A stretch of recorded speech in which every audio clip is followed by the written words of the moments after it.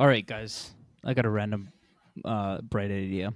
What if you had, instead of going the route of having kind of information about restaurants and things along those lines, you always have 5-star reviews and things along those lines, right? About restaurants and comments and Yelp reviews. But what if you had profiles at restaurants, right? So you have a food profile and you kind of go to a restaurant and you check out, okay, these are the kind of meals that I liked at this restaurant. And over time, it actually builds a food profile for you that's kind of like available to all restaurants. So the next time you go to a new restaurant, they can actually suggest menu items and things along those lines based on your profile and which menu item you would like based on that profile. So think of it like Netflix. You know, when they say this item is suggested for you, you can kind of do that. Is like you start getting a profile, it keeps getting accumulated, and then you go to another restaurant and they say they can kind of put it into their system and figure out which items would you likely prefer. Like 87% chance that you'd actually like this, right? And this would have two benefits. You would have the benefit that the restaurant knows exactly what you like. Another benefit for the restaurant is that they'll cater to you specifically, right? And then just the data available for them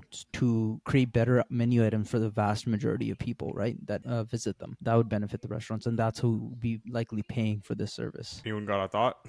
Okay, it sounds like a lot of work for the restaurants. As an individual, it may be easier to use, but then this restaurant needs to get on board with it. I'm not sure if it can be like, it's going to be like AI taught, because, and if it is, let's talk about shawarma. Every restaurant has a very different shawarma, right? And the ingredients all look the same, right? And if you're just based on AI will not know that differences because it's all just gonna say chicken, lettuce, tomato, pita bread. You get what I'm trying to say? Very good point. Like similar items across restaurants do have like subtle differences as to how they're made, what kind of ingredients that they're using. Rebuttal. So yes, but then people would be evaluating how they liked a shawarma at this restaurant. But then they would go to that shawarma restaurant. For sure. But then if there's another restaurant that's also getting highly reviewed, then most likely they'll probably enjoy the shawarma at that restaurant if the people that visited the other restaurant also enjoyed it there. You know what I mean? So there's like, but is it still not isn't it not AI accounting could for pick those things up? Those are the patterns that AI would likely extract, or machine learning. I don't know. I don't think. Sorry, go on. But it's still not accounting that are potentially good, but because the AI is not picking them up, the person is not likely to try it. That's kind of like saying the same thing with Yelp, right? Like you are likely not to go to these random restaurants that you don't know nothing about. Yelp kind of allows you to, or Google reviews, when you search for a restaurant, you'd be like, where do you want to eat? You either look at some blog posts or you look at Google reviews and see which one's like the closest or the highly reviewed, etc. So you might be missing out on restaurants that aren't. So does Google reviews actually push? Oh, sorry, I should say. Does a Google search push a restaurant with higher reviews over another one when you do a search? Yes. That and whoever pays them more. But in your organic side, no. Like in Google Maps, it's like very heavily, any business, like very heavily based on your number of your reviews. I have a different experience. I do feel like there's some sort of sponsorship going on, because like if I go over like a large enough area and I just type in like shawarma restaurants, certain shawarma places will pop up over others even though they don't have the highest reviews. Yeah, it's not like just reviews. Algorithm. Yeah. There's definitely some like, hey, I'm paying for ad. Yeah, exactly. So the reason I was thinking about this is like it would be cool to, like, for me, I'm not a picky eater, but I do, when I like something, I like that, right? And I'm very much like a safe veggie guy. You're a boring eater. I'm a boring eater. There you go. That's a good way to put it. Yeah. There you go. So that brings up a story that I think we should tell the audience here. So in university, I went to university with all these guys, so they know. In university, there was a Subway near campus, and I would get the same exact sub with the same ingredients cut up into 4s every single time. And I came back to this Subway after probably a year and a half because I went on an internship, and I walked in during lunchtime where the Subway was completely full, and one of the employees who makes my sub yelled out across the whole room, said veggie guy, because she knew exactly the type of order that I had. So that was pretty embarrassing, but hey, at least she knew my order. So by the time I got to the counter, she made it. Would you even use your own app, or would you Your app will just recommend you the next Subway. Yeah, Yeah, Subway exactly. has an app. I'm pretty sure you can just put in your app now, or like your preferred Oh, sub, 100%. and then be Yeah. like, it's my Yeah, default order. but there you go. There you go. So it's like that across the board, right? With Subway, it's like I don't only eat at Subway. I also eat at Freshie, and I get the same thing at Freshie every single time. So now I'm dealing with different apps for the respective restaurants versus this is now flipping it on its head, and it's giving you the power to decide your profile. Like, what are the foods you like to eat at different restaurants and things along those lines? I would disagree. I think it's actually giving the algorithm the power to decide for you. And that's why among other things, I'm actually kind of against this. Not kind of, I am against this idea. Like, Against giving more power to the algorithm? That's what the issue is? Everything else Right, is right. I think making something as fundamental as your food choices algorithmic is just going to reinforce what you like, right? Like, it will never allow you to break out of that. It depends. That's up to the person who implements it, right? Like if they want the person to try new things, you could have that element in there, right? It just happens to be the people that design the algorithms don't choose to do that, right? So if you were implementing this, you'd be like, I'd want somebody to recommend different types of food. This is what you'll like. This is what we think you should try and venture out from, right? It just happens to be that Facebook and these social platforms, the reason they give you more of what you like is so that you stay in the app longer, right? We wouldn't have that problem because if you were to implement it, this isn't an app that people are going to spend hours on. It's just going to be an app that people spend a couple minutes on just to get their food recommendations. You're not bogged I down by think the same constraints. it feels like Netflix solves that issue to a certain extent. I'm talking about from my own experience. Say you're watching a certain show, and then you know how Netflix gives you their recommendations. The shows might be from a similar genre, but it's still how do I say this? It might be very similar. Okay, so one example is this is show The Last Kingdom. It's based on medieval times, and you know the things that happened back, the wars that happened back in the day between the English and the Danish and whatnot. So some of my recommendations will be shows like Vikings, or what's another one? I guess the Witcher. I've seen that as well. So it's not the same show, but they're very similar, and they obviously have their own storylines and whatnot. So I think a similar thing would have to happen with this app, where going back to the shawarma example, you're trying a shawarma, and now the recommendations is not necessarily the same shawarma. It could be a different type of shawarma. As Ali was saying, each restaurant makes different shawarmas, right? Hey, since you like this type of shawarma, you may like this style of shawarma as well. Yeah. Right? And then you can see a picture, I guess, with the different ingredients and the different take on a shawarma, I guess. Or it's even beyond that. It's like you like shawarma, you like these ingredients, you might like a taco.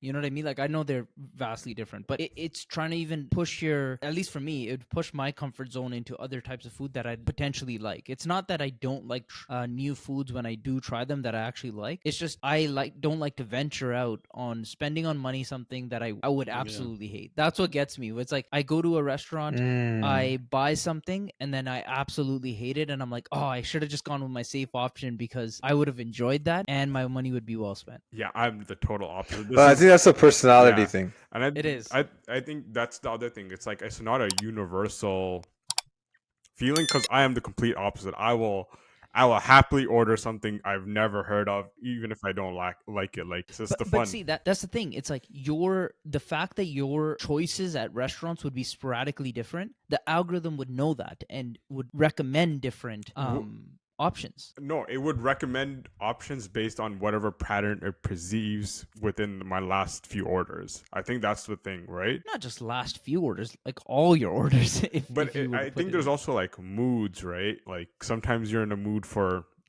some kind of like wrap or something carb heavy.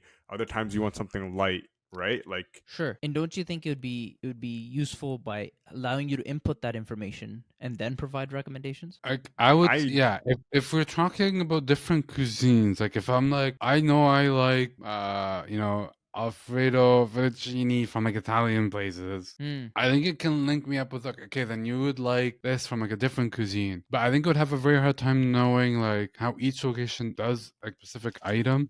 So that only happens if enough people start using it, right? Well, so let's people say can leave their own comments and stuff on the menu item. Yeah, exactly. You would have to, right? Because so, for example, let's say I go to Scatabush, right? And I like their I'm forgetting the menu item, but it's a pasta, and I really love Salad? that pasta. No, it's a pasta that I really like. And if I put my comments on there, then let's say you go there and you really like pasta as well, it would take my information as well as Mo's kind of recommendation from that. And let's say you've never had pasta from there, but you like butternut squash. There you go. That was the pasta I really like there.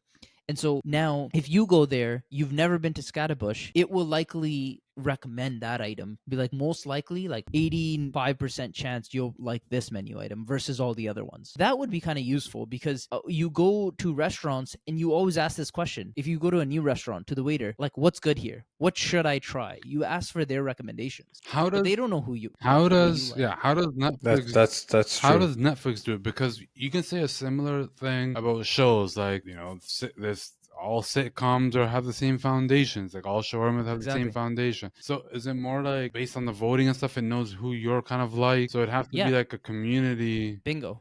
It creates profiles. I think it's based on watch time, right? It's based on watch time. Watch time, and as well as like if you like it. Yeah. Right. Like you can click like and add to list and things along those lines. Right. Yeah. So if you think about it, it's like it'll create my boring profile. Right. It'll have Turan's like exciting profile, trying new stuff every weekend, like kind of thing, and it'll start creating these different types of profiles for different types of people. But then eventually it'll say, oh, these like exciting people are like all in this band. And in this band, they like to try these types of things. This is someone in this band recommended and loved. So most likely, Turan being in this band will also like this thing in this band for this restaurant. So I think we're going a lot into algorithm and engineering side, which is great. But I think the other side of this is a business side. And I think there's a bit of a conflict here where, like, correct me if I'm wrong, Ali, but from what I understand, small like restaurants, their margins are super tight, right? So I think you're going to have a hill to fight on that. Yeah, exactly. Restaurants in general. And I think the people that benefit most would be those small independent like restaurants where, like, I say they benefit the most because it's not like what you're describing is not apples to apples with what Netflix or YouTube does with their recommendations, because what they're recommending is within the system, right? If you're getting data from like Scatabush, they don't necessarily want to share that data so that like Boston Pizza gets more customers, right? They would rather like exactly so like who would put this information in? It would be the customers. Exactly, but you wouldn't need the restaurants really. Oh, okay. Well, but then you're saying the restaurants would have to pay for it, right? So that's another thing. I don't said that at the beginning. I don't even know if restaurants would pay. I don't even know if restaurants would even go through the work effort of this. Yeah, because there's a like, if you guys haven't read Anthony Bourdain's like first Kitchen Confidential, where he kind of goes into the nitty gritty of like restaurant businesses and like the back end, like there's a lot of calculations that go into how to prepare a good menu, right? And it's not just about the food; it's about how much time it takes to prepare, the cost. Yeah, exactly. Like all of that goes into a menu item, right? And for them to now all of a sudden juggle like individual like people choices, it's like, I think that's another like hill you'd have to climb. Yeah, no, like I don't think restaurants would pay for it. So I did kind of jump the gun there, because I realized as we were talking about this, they have no incentive really, other than the fact that using this data, I think they might pay for the data. And that could be an angle, because big restaurants, maybe. Yeah, big restaurants like Scatabush, big restaurants, Boston Pizza. But then, like, again, the people that could possibly benefit the most are like your mom and pop, like, or not even mom and pop, like those very small scale, like individually owned restaurants. Like they're not gonna have the capital, or the capability to use such a large data set, right? Yeah, what do you even do with the data? No, so you provide a monthly subscription, right, to all the restaurants. And so you say, instead of you paying millions of dollars for this data, which you can't, right? We're targeting the small mom and pop restaurants, right? So you do $35 a month. Give them the data, they won't know what to do with it. So 1 second. So you would create a platform to allow them to access the data. So you don't actually give them the data as a data set. You actually do the data analytics for them and say, all right, you go to your restaurant and now we will pull out all the information regarding your restaurant. And now you can see which menu items actually ordered the most. You can see what are they probably have that information already, but you can see how much everybody liked that menu item. And you can also see what are the bands those customers are part of. So you can see the psychology of your customer, right? As well. Like, are you getting those exciting people, or are you getting those boring customers that always like one menu item? That gives you a chance to see, okay, which one should I concentrate and focus on, right? That could be an angle. Could be an angle, yeah. I didn't think of it like that.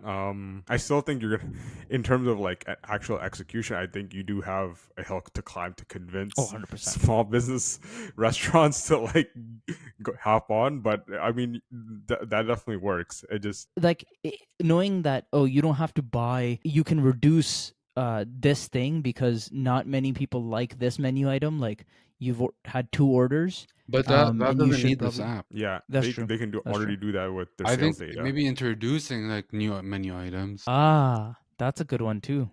I didn't even think about that. Like, this is offered by these 3 restaurants, and they're in the same band of customers that you supply. Maybe you should, It doesn't have to be like they buy it a lot. It's not even like, oh, it's their number 1 seller. It can just be like based on people's feedback. Like, this is my favorite, and Yeah. Because I don't think restaurants would give up the data of like what I'm saying is you get the data on the customer based on what they bought from you, but this would give you the profile of your customer across the board, which they don't have access to, right?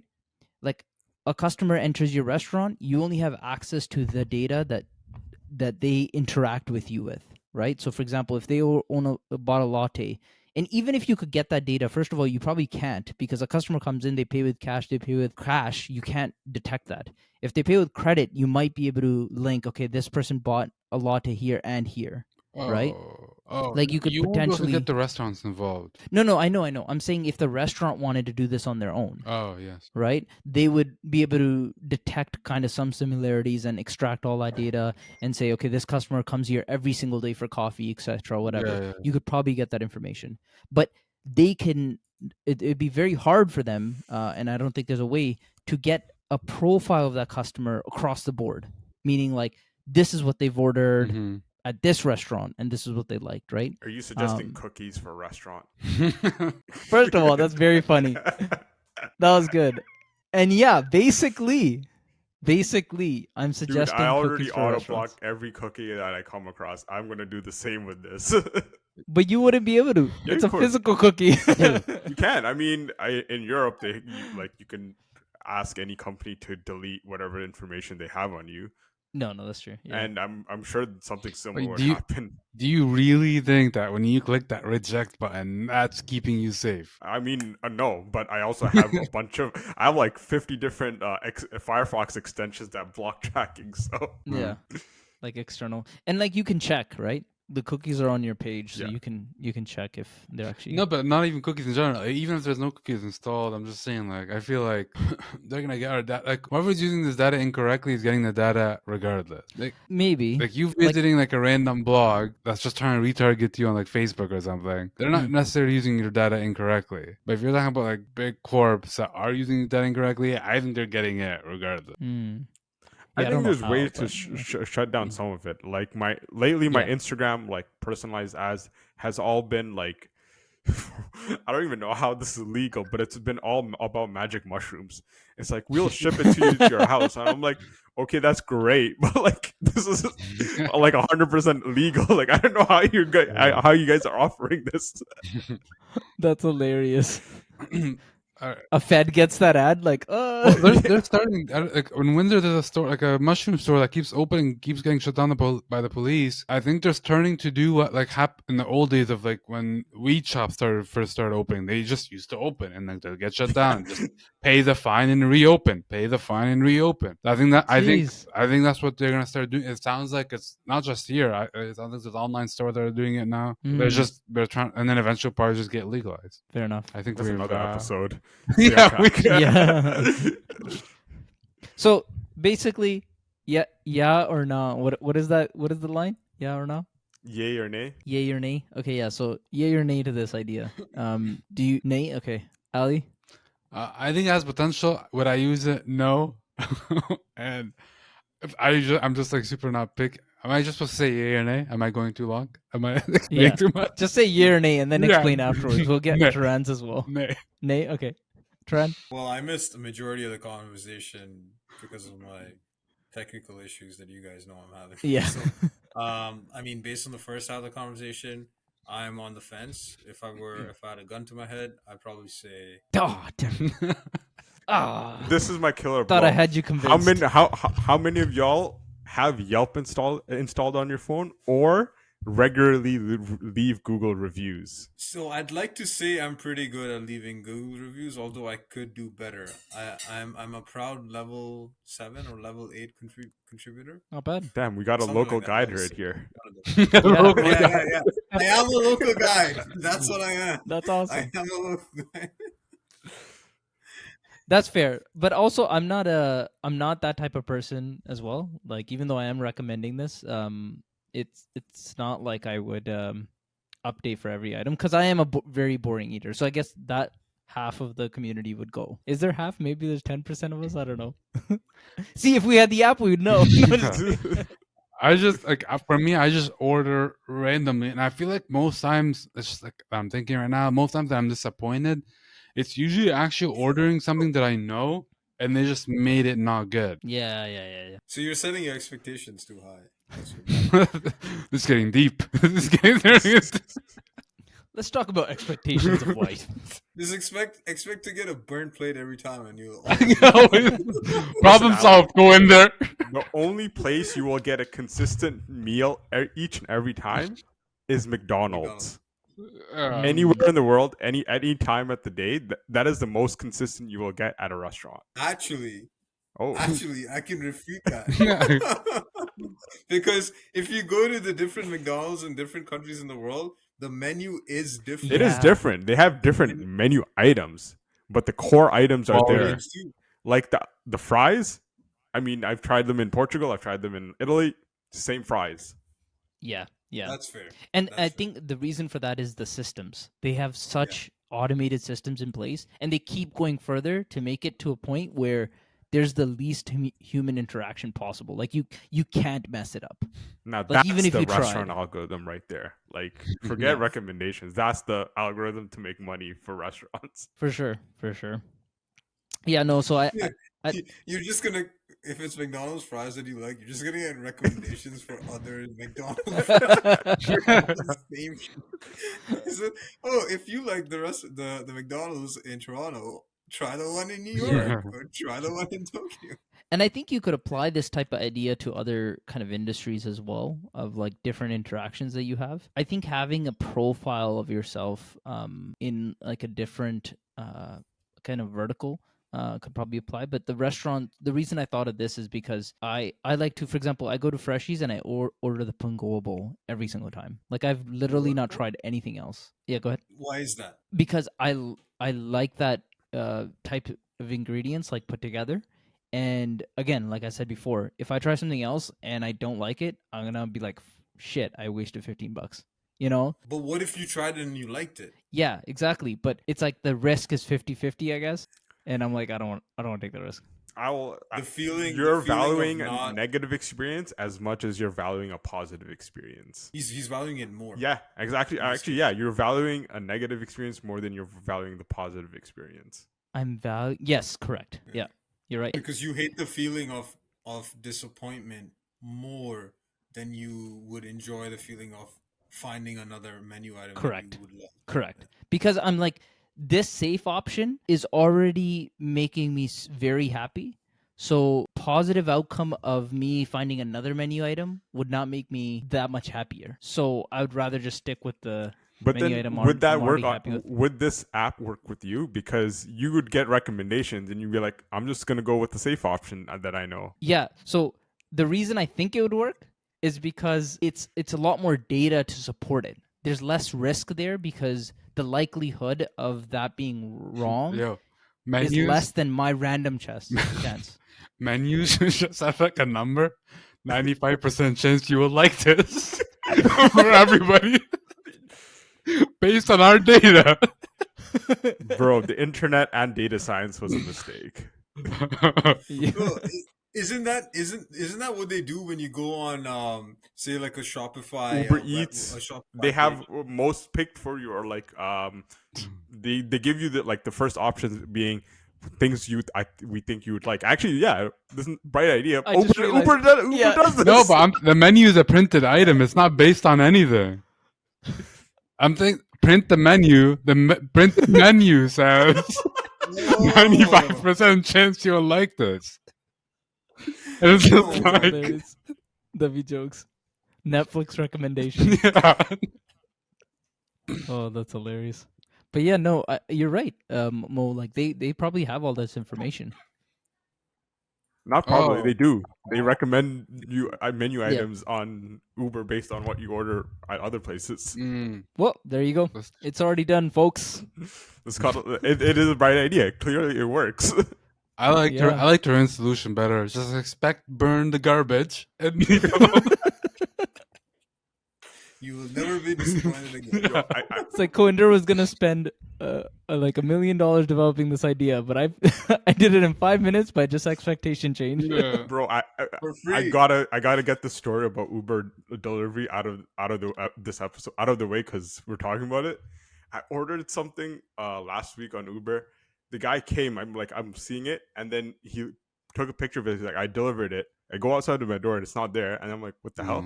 So I go to check my messages on Uber. He literally said word for word, I delivered to house 34 because that's where Google Maps said house 25 was. And I was like, I called him up. I'm like, what do you mean? See the number. Why didn't you just come to my door? Google says, your eyes drop. This guy had a bad Jeez. You have arrived. He's like, Mo, you're telling me I had to use my brain? Fuck? Hang on a second. Google's wrong? Can you still please give me a 5-star review? Jeez. You just went and got it, or? No, I called him. I'm like, no, you're gonna go out and go walk up to the house and bring it to my house. Like, it's literally just a few doors down. Yeah. Did he do it? Yeah, he did. Nice. He wanted that 5-star. Well, why wouldn't you just do that from the beginning, man? Like, some people, like, I don't know, man. I left it at 34 because it said it was 25. It's like, he's like driving around. Yeah, that's hilarious. But yeah, fair enough. I guess this, folks, this bright idea failed, but let us know what you guys think in the comments below. It's been implemented. Yeah. Oh, fair enough. Fair enough. Yes, this has already been implemented, so go check that out on Uber Eats. Uber Eats, please sponsor us. Exactly. But yeah, let us know what you guys think, and if you have any vertical ideas about that. Thank you. Subscribe.